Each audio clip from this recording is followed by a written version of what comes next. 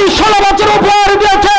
এই নির্বাচনের প্রথম নির্বাচন ছিল অবৈধভাবে 154 জন অবৈধ এমপি নির্বাচিত হয়েছে। দ্বিতীয় নির্বাচনে তারা ওই দিনের ভোট রাতে দিয়েছে।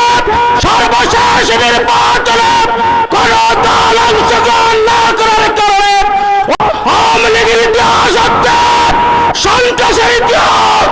আওয়ামী লীগের দেশে সন্ত্রাস উপহার দিয়েছে। 5 আগস্টে ছাত্র জনতার উপর গুলি করে এদেশের মানুষকে তারা সর্বশেষ সন্ত্রাস উপহার দিয়েছে।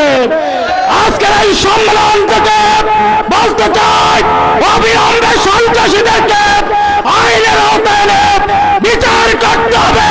ন্যায় এবং ইনসাফ ভিত্তিক সমাজ প্রতিষ্ঠার জন্য আমরা সকলে রুহুল আমিন ভূঁইয়ার নেতৃত্বে ঐক্যবদ্ধ আছি। সেই প্রত্যাশা রেখে সকলকে ধন্যবাদ জানিয়ে বক্তব্য শেষ করছি। খোদা হাফেজ।